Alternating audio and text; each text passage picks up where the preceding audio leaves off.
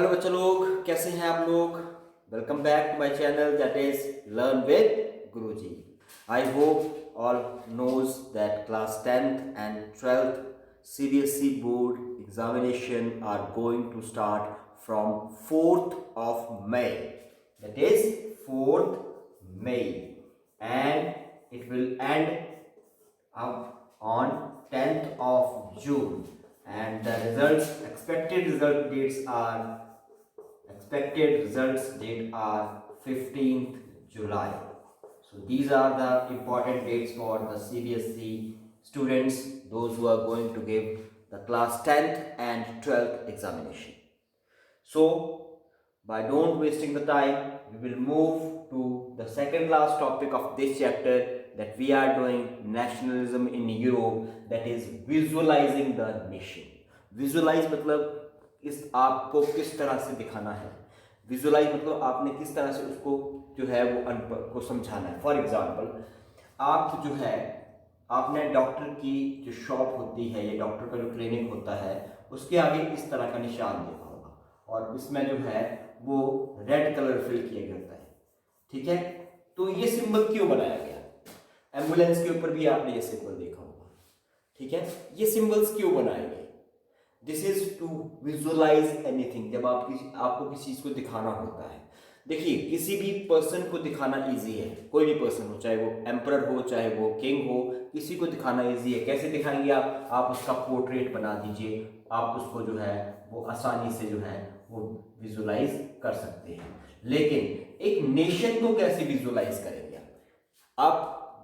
आप पढ़ के आए हैं, आपने इसी चैप्टर में पढ़ा है कि यूरोप में जो लिटरेसी थी वो सबसे ज़्यादा थी, अनपढ़ता जो थी वो सबसे ज़्यादा थी। अब जब अनपढ़ता सबसे ज़्यादा थी तो उन अनपढ़ लोगों को आज की डेट में तो चलो नेशन को विजुअलाइज करना आसान है, आप मैप रख दीजिए, मैप के थ्रू आप विजुअलाइज कर सकते हैं कि ये आपकी कंट्रीज की बाउंड्री है, ये है। लेकिन उस टाइम पे कैसे विजुअलाइज करते थे, तो उन अनपढ़ पब्लिक को समझाने के लिए जो था वो that is known as visualising the nation. तो वो आपका जो है वो ये टॉपिक है। While it is easy enough to represent a ruler through a portrait or a statue, किसी भी रूलर या को जो है वो दिखाना या बताना लोगों को इजी है। कैसे दिखा सकते हैं, या तो आप उसको जो है वो पोर्ट्रेट के थ्रू दिखा सकते हैं, जो उसकी मूर्ति होती है या जो उसका मुंह होता है उसको आप जो है वो सिक्के के ऊपर प्रेजेंट करके दिखा सकते थे कि ये हमारे रूलर है, इस तरह से दिखा सकते थे। या फिर आप स्टैच्यू के थ्रू जो है वो दिखा सकते हैं, जैसे जो है वो स्टैच्यू ऑफ लिबर्टी देखा होगा आपने। हमने जो है वो सरदार वल्लभ भाई पटेल को नहीं देखा, हमने महात्मा गांधी को नहीं देखा, लेकिन हमने उनके स्टैच्यूज देखे हैं, तो हम अपने दिमाग में इमेजिन करते हैं कि वो इस तरह के होंगे। ठीक है, तो पोर्ट्रेट करना, किसी को विजुअलाइज करना जो है, किसी पर्सन को, किसी किंग को विजुअलाइज करना आसान है, लेकिन एक नेशन को विजुअलाइज करना थोड़ा सा मुश्किल है। How does one go about giving a face to the nation, को कैसे फेस दे सकते हैं आर्टिस्ट। इसके लिए जो है नेशन को रिप्रेजेंट करने के लिए, राष्ट्र को रिप्रेजेंट करने के लिए, ठीक है, राष्ट्र को रिप्रेजेंट करने के लिए जो आर्टिस्ट थे, जो पेंटर्स थे, उन्होंने जो था, जैसे आप इसी चैप्टर के स्टार्टिंग में पढ़ के आए थे, फ्रेडरिक सोरिये जो थे वो एक पेंटर थे, एक आर्टिस्ट थे। तो उन्होंने जो था वो नेशन को विजुअलाइज करने का एक तरीका ढूंढ निकाला था। वो कैसे विजुअलाइज करते थे, they visualise the nation by personifying the nation, personifying the nation, nation को पर्सनिफाई करते थे। जैसे हम जो है वो भारत को जो है भारत माता के नाम से जानते हैं। ठीक है, तो इसी तरह से 18th और 19th सेंचुरी में जो थे, जो आर्टिस्ट थे, उन्होंने जो था वो नेशन को विजुअलाइज किया था। In other words they represent जो है वो कैसे बताते थे कि कंट्री क्या है। Country according to artist, country is a person, कोई चीज है। जैसे हम जो है ये बोल सकते हैं कि ये स्केच पेन है, तो हम इसको दिखा सकते हैं, लेकिन नेशन को उस टाइम पे नहीं दिखाया जा सकता। तो नेशन को दिखाने के लिए जो था वो पर्सन, एक पर्सन का पोर्ट्रेट की हेल्प से उसको समझाने की कोशिश जो थी वो की गई थी। Nation were then portrayed as a female figures. और जो था नेशन को किस वे में पोर्ट्रेट किया जाता था, किस वे में उनकी पर्सनैलिटी जो थी वो डेवलप की जाती थी, पर्सन को जो नेशन की जो पर्सनैलिटी थी वो डेवलप की जाती थी आपकी फीमेल फिगर्स के रूप में। मैक्सिमम जो है फीमेल्स के रूप में जो था वो आपका जो है वो दिखाया जाता था। जैसे आप जो है वो माँ को जो है दिखा सकते हैं, जैसे हम किसी देवी देवता को या किसी को भी जो है वो पर्सन के थ्रू ग्लोरी, हमने देखा नहीं उनको, लेकिन हमें जो है वो एक मूर्ति जो है हम उनको एक मूर्ति के थ्रू जो है वो जानते हैं। उनको जो था वो किस तरह से, मैंने आपको बताया नेशंस को जो था वो किस तरह से किया जाता था, नेशन को एज अ फीमेल फिगर जो था, फीमेल्स के रूप में जो था वो दिखाया जाता था। The female form that was chosen to personify, और जिस फीमेल को जो था वो नेशन के रूप में दिखाया जाता था, ठीक है, जिस फीमेल को जो था वो नेशन के रूप में दिखाया जाता था, that does not belong to the real life, वो किसी भी रियल लाइफ में किसी भी उसके साथ जो थी वो बिलोंग नहीं करती थी। जैसे आपको याद होगा जो फ्रेडरिक सोरियन ने फिगर बनाई थी या पेंटिंग्स बनाई थी, उसमें लिबर्टी को भी जो था उसने जो था वो लिबर्टी को भी फीमेल फिगर के रूप में दिखाया था। तो सेम बात यहाँ पे, पर वो फीमेल फिगर आपकी रियल लाइफ में कहीं भी एग्जिस्ट नहीं करती थी। Rather it sought to give the abstract idea of the nation a concrete, उसके थ्रू हम जो थे वो नेशन को एक कंक्रीट फॉर्म जो थे वो दे सकते हैं। जैसे हम फॉर एग्जांपल घर बोलते हैं, घर, हाउस, होम, वो जो है वो कैसे बनता है, तो घर जो है वो आपका रेत पर ईंट पत्थर बजरी सीमेंट इन सब से बनता है। जब इन सब को जो है वो तरीके से यूज़ किया जाता है, प्रोसीजर के थ्रू यूज़ किया जाता है, तो वो आपका होम बनता है। उसी तरह से नेशन की कंक्रीट फॉर्म जो थी वो आपकी फीमेल फिगर के थ्रू जो थी वो दी गई थी। फीमेल फिगर जो थी वो क्या बन गई थी, फीमेल फिगर जो थी वो आपकी क्या बन गई थी, female figure becomes an allegory, ALLEGO, allegory जो थी वो बन गई थी। अब एलोगेरी क्या होती है, when an abstract idea, for instance हम इन चीज़ों को जो है लिबर्टी को या फ्रीडम को जो है वो किसी पर्सन के थ्रू दिखाते हैं, that is known as an allegory. You will recall that, आपको याद होगा क्लास 9th में आप जो है वो फ्रेंच रेवोल्यूशन पढ़ के आए हैं। तो फ्रेंच रेवोल्यूशन में आपने पढ़ा होगा कि उन्होंने, इन फ्रेंच जो रेवोल्यूशनरीज थे, उन्होंने लिबर्टी, जस्टिस और रिपब्लिक को जो था वो फीमेल फिगर्स के थ्रू जो था वो रिप्रेजेंट किया था। दीज आइडिया तरह से जो आपके आइडियल्स थे उनको जो था वो किसी स्पेसिफिक सिंबल्स या ऑब्जेक्ट के थ्रू जो था वो प्रेजेंट किया जाता था।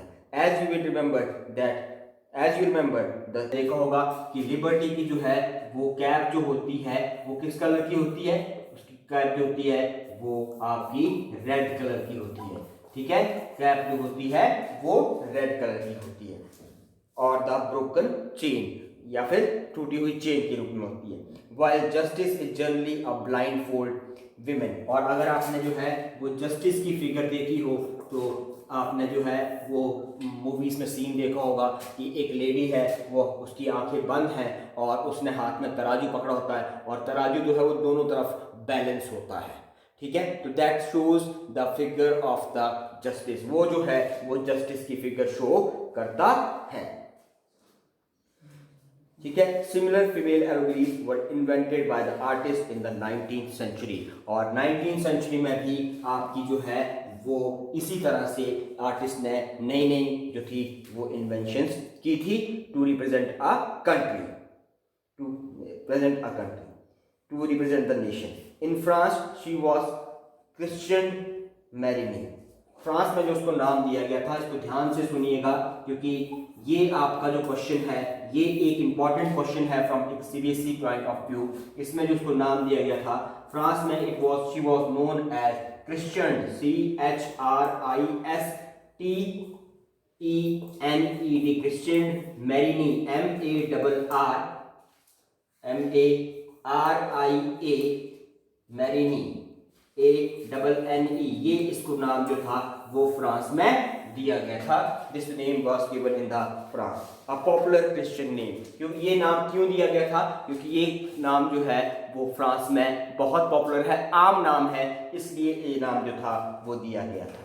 Which underline the idea of a people's nation, जो लोगों को किसके बारे में बताता था? It tells about the people of France about the nation, जो लोगों को नेशन के बारे में बताता था। और इसकी जो कैरेक्टरिस्टिक्स थी, किसकी? क्रिश्चियनी मैरिनिया की जो कैरेक्टरिस्टिक्स थी वो कहां से ली गई थी? The characteristics were taken from the liberty, जो स्टैच्यू ऑफ लिबर्टी है आपका वहां से, और जो रिपब्लिक था वहां से इसकी जो थी वो कैरेक्टरिस्टिक्स आपकी ली गई थी। लिबर्टी और कैरेक्टरिस्टिक्स रिपब्लिक जो था वहां से इसकी कैरेक्टरिस्टिक्स लगी है। अब ये किस कलर की थी? The red cap. अब ध्यान से देखिएगा किस कलर की थी ये, ध्यान से सुनिएगा। इसके सबसे ऊपर जो था वो रेड कैप होती थी। द ट्राई कलर, उसके बाद 3 कलर्स में होती थी, द ट्राई कलर, ठीक है। उसके बाद ट्राई कलर, द कोकेड। ये कोकेड क्या होता है? कोकेड आप जो है वो जो आपके इसके पंख होते हैं मुर्गी के, जो या जो मेल मुर्गी होती है उस कॉक बोलते हैं, उसको जो है फीमेल को हैन बोलते हैं, मेल को कॉक बोलते हैं। मुर्गा जिसको बोलते हैं, मोर मुर्गे के जो वो होते हैं लगाए जाते हैं, वो उसका जो मुर्गे के जो है वो उसको जो थी वो आपकी टोपी जो थी वो पहनाई गई थी। Statues of Marianne were created erected in public squares, और जहाँ जहाँ पब्लिक स्क्वेयर्स थे, मतलब जहाँ पे लोगों की भीड़ जुटती थी, जहाँ पे लोग काफ़ी ज़्यादा संख्या में इकट्ठे होते थे, वहाँ पर जो थी ये मैरिनी की जो फिगर्स थी, ठीक है, वो आपकी जो थी वो लगाई गई थी। हर पब्लिक प्लेस पे जो थी वो मैरिनी की फिगर्स जो थी वो लगाई गई थी। टू रिमाइंड द पीपल, वो जो है वो नेशनल यूनिटी का सिंबल याद रहे, and to persuade them to identify with it, और ताकि लोग जो है वो उसको अपने आप को उसके साथ जोड़ सकें। Marianne images were marked on coins and stamps, और इसके अलावा जो है वो मैरिनी की जो इमेजेस थी वो उसकी आपकी स्टैम्प्स भी बनाई गई, और उसके आप जो थी वो कॉइन्स पर भी जो था वो उसको पुकारा गया। जैसे आप ये अगर आपको नज़र आ रहा होगा, ध्यान से देखिए, तो ये आपका जो है वो मैरिनी की स्टैम्प जो है वो आपकी जो है वो बनाई गई है। तो इस तरह से जो था वो आपकी स्टैम्प्स और कॉइन्स पर भी इसको बनाया गया था। Similarly Germany became the allegory of German nations. अब ये तो हो गई फ्रांस की बात, अब जर्मनी की बात करते हैं, क्योंकि जर्मनी हमने इसमें पढ़ा है। तो जर्मनी में जो फीमेल फिगर बनाई गई थी उसका नाम दिया गया था जर्मेनिया, ठीक है, ये नाम दिया गया था। क्योंकि अब ये नाम क्यों दिया गया? ये नाम भी काफी पॉपुलर है, इसलिए जो था वो ये नाम दिया गया था। In visual representation Germania wears a crown of oak leaves. अब उसने जो कपड़े पहने हुए थे, the cloth she is wearing that is made up of oak leaves. Oak एक पेड़ होता है जिसके ये इसने जो थे वो कपड़े पहने हुए थे। As the German oak stand for heroism, क्योंकि जर्मनी में जो है वो ओक जो ट्री है वो हीरोइज्म के लिए जो है जिसके पास हीरो जैसी पावर्स होती हैं उनके लिए जो है वो यूटिलाइज होता है। इसलिए इसको जो थे उनकी जो मदरलैंड था उसमें भी हीरोज जैसी पावर्स, जैसे सुपर हीरोज में जो पावर्स होती हैं उसमें भी वही पावर्स थी, इसलिए जो था वो आपका इसमें जो था वो ये फिगर्स आपकी जो थी वो यूज की जाती थी। अब जो है वो इम्पोर्टेंट क्वेश्चन क्या बनता है, इसमें आपका जो है वो जर्मनिया और आपका जो क्रिश्चियन मैरिनी है उससे रिलेटेड आपका क्वेश्चन बनता है कि उसकी कैरेक्टरिस्टिक्स क्यों जो था वो विजुलाइज किया गया और जो है उसके क्या इंपॉर्टेंट कैरेक्टरिस्टिक्स थी, ये सारा क्यों विजुलाइज किया गया, क्या इंपॉर्टेंट कैरेक्टरिस्टिक्स थी, इसलिए जो थे वो ये आपके जो है वो इस जर्मेनिया और आपके क्रिश्चियन मैरिनी से जो है वो आपके इंपॉर्टेंट क्वेश्चन जो है वो बनते हैं. So these are moving to the last topic of this chapter, that is nationalism and imperialism. ठीक है, nationalism and imperialism.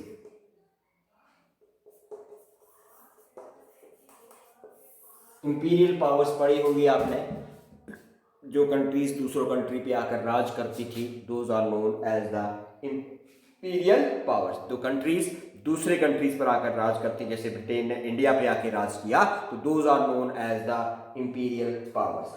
Bye the last quarter of the 19th century, last quarter of 19th century की बात कर रहा है, means he is talking of this period 1875 to 1900. इस period की ये बात जो है वो कर रहा है. From 1875 to 1900 nationalism no longer retained its idealistic liberal democratic sentiment of the first half of the century.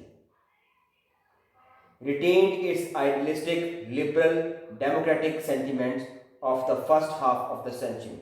जिस तरह का नेशनलिज्म आपका, जो नेशनलिज्म का कंसेप्ट आपका 19th सेंचुरी की फर्स्ट हाफ में था, मतलब 1800 से लेकर और 1850 के बीच में जिस तरह आपका नेशनलिज्म का कंसेप्ट था, क्वार्टर टू 19th सेंचुरी जो था, 19th सेंचुरी का जो लास्ट क्वार्टर था, उसमें इंपीरियलिज्म की जो था, ना तो वो आपका आइडियलिस्टिक रह गया था, ना वो आपका लिबरल था, ना वो आपका डेमोक्रेटिक था. ये सेंटीमेंट जो थे वो धीरे धीरे इससे जो थे वो गायब हो गए थे. But became a narrow creed with limited ends. उस टाइम पर जो नेशनलिज्म था वो क्या बन गया था? नैरो क्रीड बन गया था. क्या बन गया था? Narrow creed.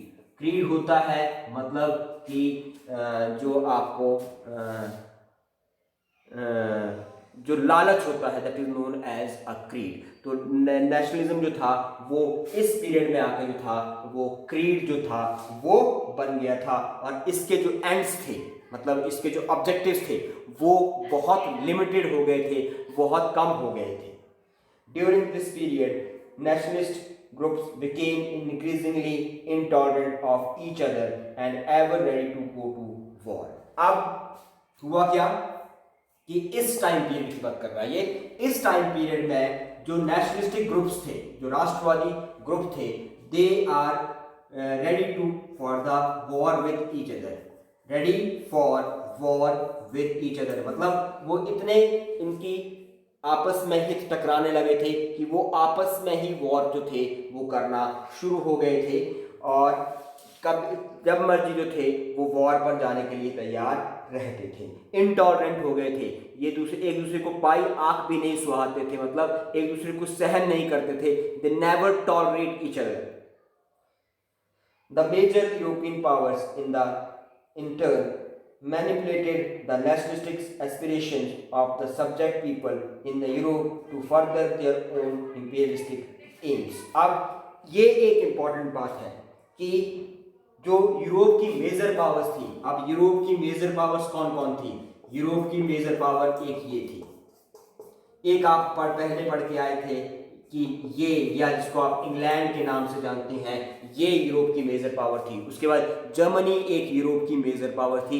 इन पावर्स के बारे में आप जो है वो पढ़ के आए हैं. तो जो ये मेजर यूरोपियन पावर्स थी, इन टर्न बदले में ये क्या करती थी?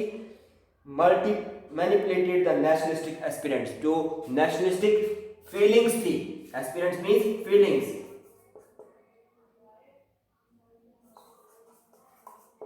एस्पिरेंट्स मींस फीलिंग्स, जो एस्पिरेंट फीलिंग थी इनको मैनिपुलेट करती थी. मैनिपुलेट करने का मतलब चेंज करती थी. किस लिए? उस टाइम पे लोग जो थे they are not the citizen of the country, जैसे वो लोग नागरिक नहीं होते थे, they are just a subject of the country. राजा जो था वो राज करता था, और उस टाइम पर जो पीपल होते थे, जो लोग होते थे, जो पब्लिक होती थी उस कंट्री में, they are just a subject to that king. तक और ये यूरोपियन पावर जो थी वो इन जो नेशनलिस्टिक एस्पिरेंट्स थी या इच्छाएं थी, इनको जो थी वो मैनिपुलेट करती थी, ताकि अपने जो उनके ऑब्जेक्टिव्स हैं, किसके ऑब्जेक्टिव, इंपीरियलिज्म के जो ऑब्जेक्टिव्स हैं, ताकि अपने एरिया को, अपनी बाउंड्रीज को जो है वो एक्सटेंड किया जा सके, उसके लिए जो थे वो उन्होंने नेशनलिस्टिक एस्पिरेंट्स को जो था वो इंक्रीज करना, या उसको जो था नेशनलिस्टिक फीलिंग को उसके लिए अपने लिए यूज करना जो था वो शुरू कर दिया। The most serious source of nationalistic tension in Europe after 1871 was the area called Balkan regions। तो ये आपका जो बाल्कन रीजन्स है ये आपका एक इंपॉर्टेंट टॉपिक है। मैं फिर बोल रहा हूं, ये जो बाल्कन रीजन है आपका, ये बहुत बार आपके सीबीएसई के में क्वेश्चन जो है वो पूछा जाता है, ठीक है। तो ये आपका जो था ये एक बहुत बड़ा टेंशन का एरिया जो था वो आपका यूरोप में बन गया था। The Balkan was a region of geographical and ethnic variation. ये जो बाल्कन रीजन था आपका, ये इसकी जो जोग्राफिकल जो आपकी जोग्राफिकल कंडीशन थी, चाहे वो लैंड था, चाहे वो क्लाइमेट था, वो भी अलग अलग थी, और इसकी जो एथनिक कंपोजिशन थी वो भी आपकी अलग अलग थी। कंप्राइजिंग मॉडर्न डे, आज की डेट में जो आपके रोमानिया है, बल्गेरिया है, अल्बानिया है, ग्रीस है, मैसेडोनिया है, क्रोएशिया है, बोत्सवाना है, हर्जेगोविना है, स्लोवानिया है, सर्बिया है और मॉन्टियागो है, ये सारे के सारे इस टाइम पर जो थे ये बाल्कन का रीजन जो था वो कहा जाता था। And whose inhabitants were broadly known as the slaves। और बाल्कन रीजन्स में जो लोग रहते थे they were known as the, क्या कहा जाता था उनको, they were known as the slaves कहा जाता था उनको। A large part of Balkan were under the control of Ottoman Empire। अब ये बात भी इंपॉर्टेंट है, जो आप पॉइंट्स नोट करते चलिएगा कि ये बाल्कन का बहुत बड़ा एरिया जो था वो आपकी जो ऑटोमन एम्पायर थी। ऑटोमन एम्पायर का मालिक कौन था? ऑटोमन एम्पायर का जो मालिक होता था उसे खलीफा जो था वो कहा जाता था। वो जो था इस एम्पायर का मालिक होता था, और इसमें जो है वो उनकी जो थी वो तो बाल्कन रीजन जो था वो आप ये बोल सकते हैं कि उस टाइम पर मुस्लिम रीजन के अंडर था या मुस्लिम रूलर के अंडर था। The spread of idea of romantic nationalism in the Balkans together with the disintegration of Ottoman Empire made this region very explosive। अब ये बाल्कन रीजन जो था वो आपका बहुत ज्यादा एक्सप्लोसिव हो गया था, मतलब इसमें जो था वो हर कोई जो था वो अपनी अपने उसमें जो था वो कैप्चर करना चाहता था। क्यों कैप्चर करना चाहता था? क्यों ये एरिया जो था वो बहुत ज़्यादा एक्सक्लूसिव हो गया था? इसके दो कारण थे, ध्यान से सुनिएगा। इसके दो कारण थे। पहला कारण ये कि ऑटोमन एम्पायर जो थी वो क्या हो रही थी? ऑटोमन एम्पायर धीरे धीरे जो थी वो खत्म हो रही थी, धीरे धीरे टूट रही थी। और दूसरा आपको एक और कंसेप्ट बताया था मैंने, रोमांटिक नेशनलिज्म का। अगर आपको याद हो तो रोमांटिक नेशनलिज्म के लिए आप मेरा पिछला जो वीडियो है वो देख सकते हैं। और रोमांटिक नेशनलिज्म ने इस एरिया को जो था वो बहुत ज़्यादा एक्सक्लूसिव जो था वो कर दिया था। इन दोनों ने जो था वो आपका एक्सक्लूसिव, इस वजह से ये जो बाल्कन रीजन था ये आपका बहुत ज़्यादा एक्सक्लूसिव जो था वो हो गया था। एम्पायर ने, जो ऑटोमन आपकी एम्पायर थी, इस एम्पायर ने जो था वो क्या किया था? इस एम्पायर ने जो था वो इंटरनल अंदर की तरफ से, ठीक है, जो रिफॉर्म्स ये कर सकते थे अपने एडमिनिस्ट्रेशन में उसकी तरफ से, और अपने आप को स्ट्रेंथन या मॉडर्नाइज करने के लिए बहुत सारे स्टेप्स जो थे वो ऑटोमन एम्पायर ने उठाए थे, चाहे वो इंटरनली थे चाहे वो बाहर की तरफ से थे, एक्सटर्नल थे। पर उसमें इस एम्पायर को जो सक्सेस थी या इसका जो सक्सेस रेट था वो बहुत कम था। जो सक्सेस रेट था वो बहुत कम था। One by one its European subject nationalists broke away from its control and declared independence। तो जैसा होता है, आपने इंडियन हिस्ट्री में पढ़ा होगा, मुगल पीरियड में जब औरंगजेब का शासन खत्म हो गया, तो औरंगजेब का शासन खत्म होने के बाद जो था वो बहुत सारे इंडिपेंडेंट स्टेट्स बन गए थे, जैसे बंगाल था, अवध था आपका। उसी तरह से ऑटोमन एम्पायर टूटने के बाद, यूरोप में वही स्टोरी है, ऑटोमन एम्पायर टूटने के बाद जो था वो बहुत सारे स्टेट्स जो थे वो इंडिपेंडेंट हो गए थे। The Balkan people based their claims for independence or political rights on nationality and used history to prove that they had once been independent but had subsequently been subjected by foreign powers। अब हुआ क्या कि Balkan के जो लोग थे, जो people थे, इन्होंने अपने आप को जो था वो इंडिपेंडेंस के लिए लोग जो थे वो इन जो फीलिंग्स थी वो जो थी वो इंक्रीज होने लगी, और इंक्रीज होने की वजह से जो इनके रेवोल्यूशनरीज थे बाल्कन रीजन के, उन बाल्कन रेवोल्यूशनरीज ने क्या किया कि लोगों को हिस्ट्री के थ्रू, जो उनकी पुरानी हिस्ट्री थी उनके थ्रू लोगों को ये बाल्कन रीजन के लोगों को ये बताने लगे कि ये आपकी जो है ये बाल्कन जो रीजन है ये कभी इंडिपेंडेंट होता था, और इंडिपेंडेंट होने के साथ इंडिपेंडेंट होता था, और धीरे धीरे फॉरेन पावर्स ने इसको जो था वो अपने अंदर ग्रैब कर लिया या अपने अंदर जो था वो ले लिया।